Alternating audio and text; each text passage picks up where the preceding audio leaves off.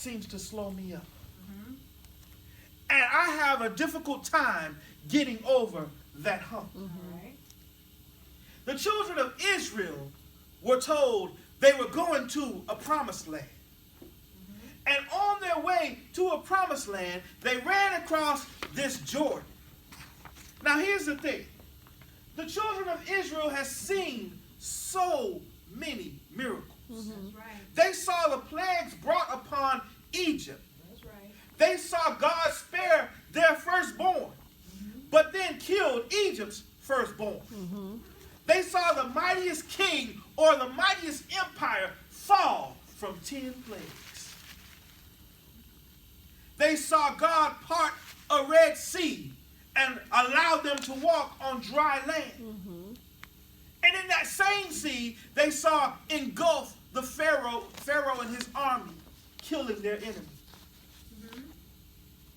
They saw the presence of God lead them by day in a cloud and a pillar of fire by night.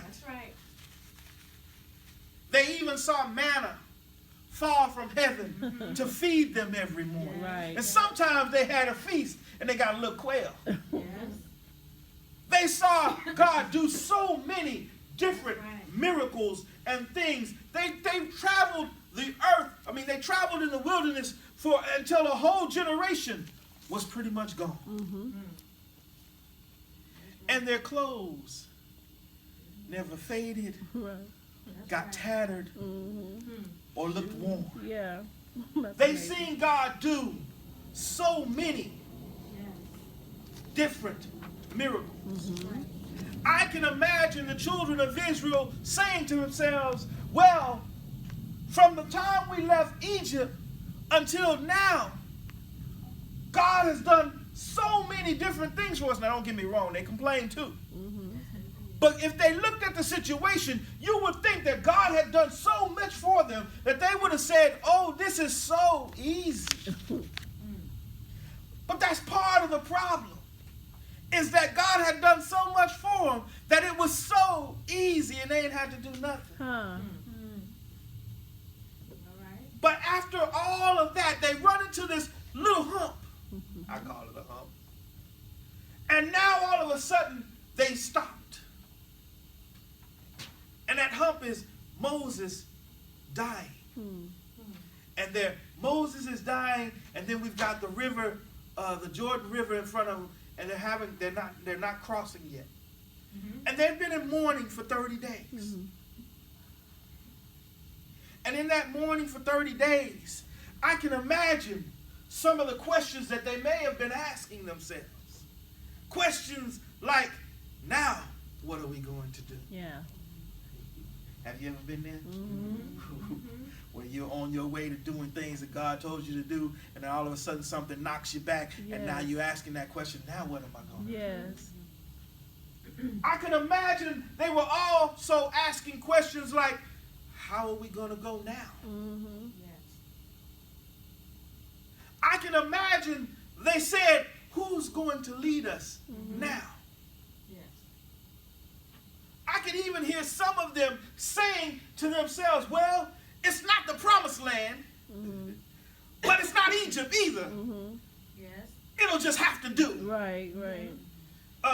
This is good enough for us. Let's just stay here. I can see some of them saying that. But in all actuality, it's not how God operates.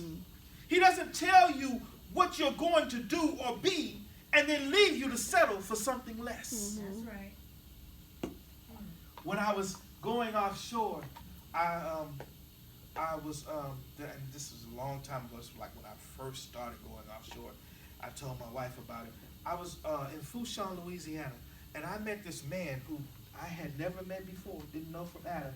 We were in the lunchroom. He spoke to me. He asked me my name. We talked. He asked me, are you a minister? And I said yes. And I actually must have been more ministerially that day than any other day, because I really wasn't doing nothing but eating, but I must have been ministry. And so he said, are you a minister? And I said yes.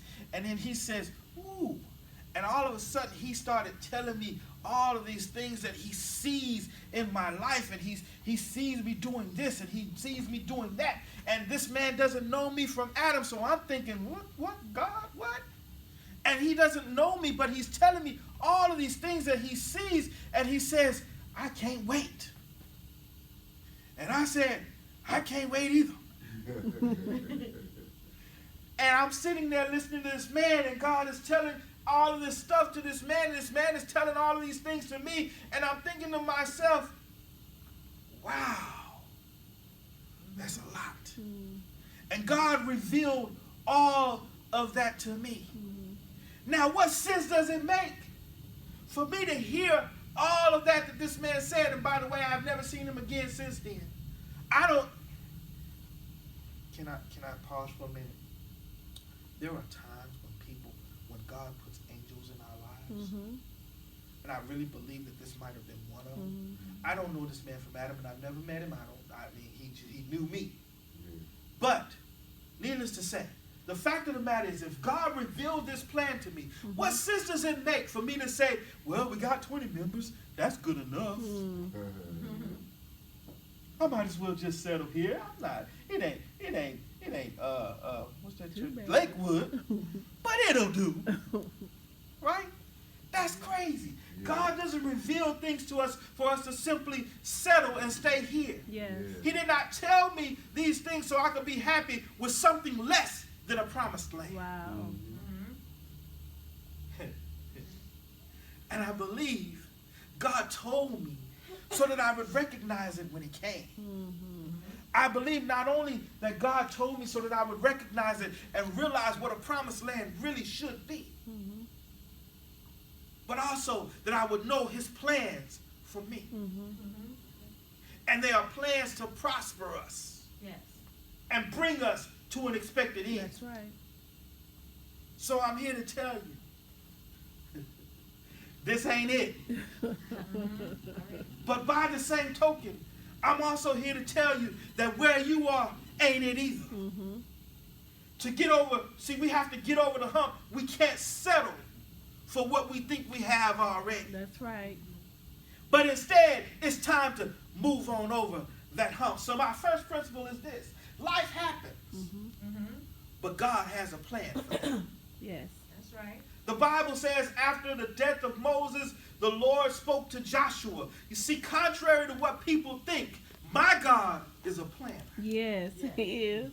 He thinks things through and comes up with the best outcome for me. Yes. Oh my God. He thinks things through and comes up with the best outcome for you. Yes. That's right. It does not sound like God was surprised when Moses died.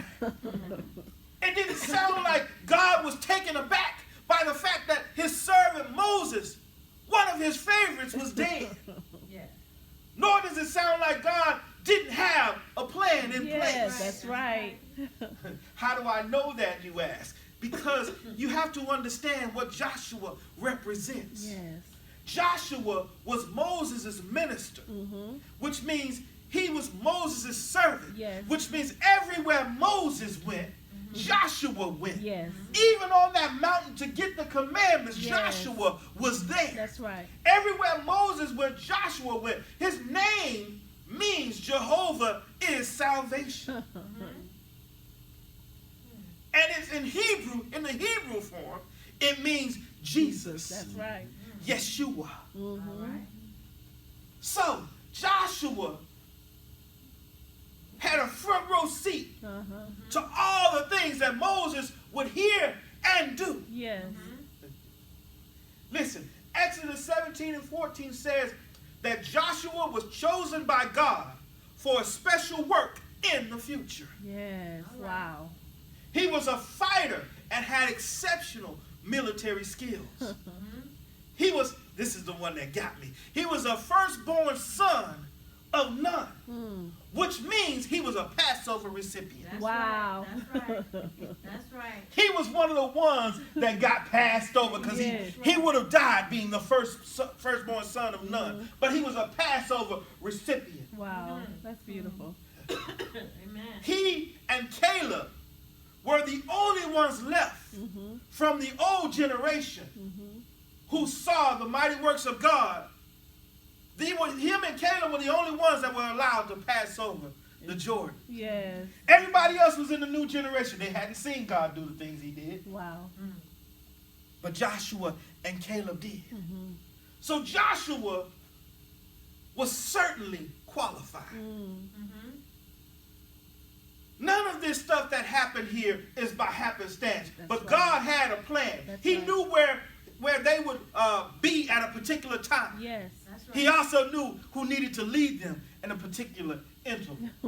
If you read the story of Joshua, you'll find out that they did a lot of battles. They did a lot of wars. Yep. Moses was a great leader, but Moses wasn't a fighter. Joshua, on the other hand, is a military man. That's right. He's the one that has to take them into the promised land. Yes. You see, it tells me that life happens, but God always has a plan. Yes. That's right. Amen. God has told you some things, and life has happened. And it doesn't look like those things are going to happen now. But I'm here to tell you that God has a plan for that. Yes. That's right. Amen. Because he said in Jeremiah 29:11, he says, I know the thoughts I Right. think towards you. Yes. Yes. That means he's put some time into thinking about what he was going to do with you. Yes, that's beautiful. That means that you didn't just get here and have nothing to do, Come but on, God put you Pastor. here with an idea in mind Wow. of where you would be in 2017. Yes, Right. that's good. He put you in mind of where you were going to be in 2020. Yeah. He put you in mind of where you were going to be in 2040. Yes. He already knows everything about you. Yes. So he put you here with the thought of how you're going to live Yes. Amen. and how your life will go. Yes. But he says, my thoughts are good Yes. and not evil. That's right. That means the plans I have put in place for you Yes. are good plans, are plans to prosper you. Yes. These are plans that you're going to love. Yes. Yes. But then he says, to bring you to an expected end. God says, I plan to bring you Yes. right where I told you Yes. you would be. That's right. Amen. Right where I planned Yes. for you to be. That's right. Amen. You think that life is just happening to you by circumstance or by coincidence? No. You think that this all-powerful God who has his hand on everything Yes. don't have his Yes. hand on what's going on in your life? Come on now, right? This hump may be here, but this is not where God said you're going to end. Right. Yes. And so therefore, understand that God said it's time to move. Yes. Yes. So life happens. But God has a plan for that. Yes. You didn't expect to have a baby at an early age, but God has a plan for that. Yes. You didn't expect to be divorced, but God has a plan for that. You didn't expect to have financial problems, Yes. Come on. but Pastor. God has, I'm sorry, financially challenged. Yeah. But God has a plan for that. You didn't expect to be here stuck at this hump Yeah. with no momentum, unsure if you can make it over, but God has a plan. All right Yes. now. All right. So my second principle is this. God has a way of turning things around. The Bible says that God spoke to Joshua after Moses was dead. Now I'm sure that there were many men who could have led the children of Israel across the Jordan and into the promised land. But Joshua was the only one God chose for the Yes. job. That's Yes. right. Wow. But look at this. Amen. Joshua was Moses' minister. The word minister means he was a servant, an attendant, one who waits upon someone else. Okay. Joshua was not in a position of leadership when he received his promotion. That's good. No, Joshua was a servant, That's right. and he was promoted from servant to leader with one word. With one word, God said, arise, and you and this people, and cross over the Jordan. Joshua went from being one of the lowly ones to the one in charge, because God has a way of turning things You around hear with me? one word. Yes.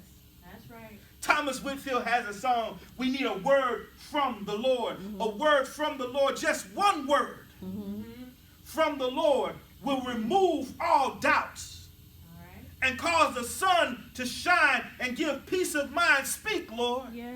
That's right. Speak. Yes. Essentially what that means is just one word from the Lord has the ability to change our situation. Yes. Right. Just one word has the ability to smooth over all that is rough in our lives. One word has the ability to take us from pauper to king or queen. Yes. One word from the Lord can change our very existence. Yes. I believe that's why God doesn't play with words. No, he doesn't. I believe that's why when God speaks, he speaks and he ain't playing around. Because one word could change everybody's circumstance. If he was playing with them words, things might get out of hand. All it takes is one word, and God can change our lives and turn our lives around. So here we are staring at this hump in our lives, this thing that's slowing us down, this thing that's stopping our momentum, this thing that's stopping us from crossing over into our new beginning. We're staring at this hump. And my third principle is this: you got to move now. All right. God said to Joshua, arise, Yes. go over this Jordan, thou and all this people, unto the land which I do give to them. The verse is a promise, a prophecy, and it's a command. Okay. It's a command because God said to arise. In the Message Bible, it simply reads, get going. That's right. God says, get going. You and your people, get on over this Jordan. Yes. He says, my servant is dead, but that doesn't stop no show. That's right. My servant is dead, but that doesn't mean you can quit. That's right. You might have run into something, but that doesn't mean you got the right to stop. Yes. Because God has a plan, and you will not damage his plan. You hear me? That's right. So God says, get going. It's time for you to move. Amen. He said, my servant is dead. He says to Joshua, get going and go over this Jordan. The Jordan represents the new beginning. All right. You see, everything that they've experienced before the Jordan was all about teaching them to trust God. Okay. Yes. Was all about God being the nurturing dad and being over them and doing everything for them and watching out for them and covering them and taking care of them and providing for them. And all of that was in this old era. But now they're getting ready to cross over into the Jordan. Cross over the Jordan. And now, if you read Joshua, you'll find out, now they got to fight. That's right. And if you can't get over this hump, You ain't fine. you certainly ain't going to be able to fight on the other side. So, God, the Jordan represents a new beginning. You see, when they cross here, they will be they will be in the promised land. But not where they can settle down yet. That's right. The Jordan is where they begin in a new land Yes. under new leadership Yes. and also with a new generation. Yes. Yes. It represented a new beginning, but they had to get going if they were going to get there. Yes. You see, this hump is slowing us down and it's stopping us from getting where God wants us to be. And I'm saying this because, and I started out telling you about the church itself because I was stuck at this hump. Yes. I was stuck at this hump with the church. And I wanted us to stay just like this. Because we're so loving and so kind and so sweet to one another and ain't no mess and it's just beautiful. But God says this is not what I've given you. Get over this hump and move on. It's time to move to the other side. Right. It's a promise because it's what God said to the Israelites from the very beginning. That's right. It's also a prophecy because this is what God predicted, which is funny. Because God predicts it. But God is the one who maneuvers it all. Yes. We have to move now if we're going to get over the hump in our lives. God has told us what we will be or do. And now some things have transpired to slow us down. But now God is saying, get going. We got to start moving. There's a song by Mercy Me. I was listening to it this morning. He says, I'm not about to give up. Mm-hmm. Because I heard you say Mm-hmm. there's going to be brighter days. I won't stop. I'll keep my head up. Yeah. No, I'm not here to stay. There is going to be brighter days. He says, I just might bend, Mm-hmm. but I won't break. That's right. As long as I can see your face. That's right. Chorus Amen. part. When life won't play along Mm-hmm. and right keeps going wrong, Yeah, that's right. I can't seem to find my way. I know where I'm found, Mm-hmm. so I won't let it drag me down. Yes. Yeah. I gotta move. Yeah. Mm-hmm. Oh, I'm sorry. He said, I'll keep dancing anyway. Yeah. Then he says, I'm gonna move. Mm-hmm. But on that second verse, he says, I've got to hold it steady and keep my head in the game. Yes. Mm-hmm. He says, everything is about to change. Yes. This hurt is getting heavy, but I'm not about to cave, because everything is about to change. Listen, you don't get change unless you move. Mm. That's That's right. If you stay right here, you're going to get the same result. Yeah, remember we was talking about insanity last week? When Courtney was eating that food and kept eating it even though it was hot, burning her tongue? If we stay right here, we're going to get the same result. Yeah. But if we want to change, we got to Right. move.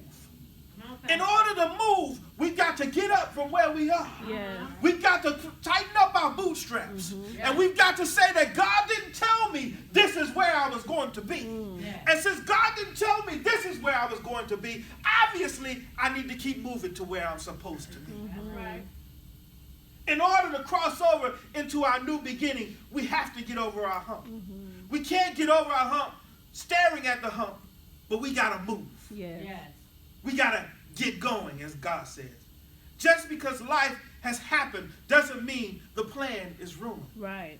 That's right. It's just seasoning for the full meal. But we got to keep moving. I know there have been things that have happened to us that made us stumble, but we got to keep moving. I know there have been things in our lives that have stopped our momentum, but we have to keep moving. That's right. Because the only way to get to our new beginning, the only way to get to what God has for us, is to cross over the Jordan. Yes.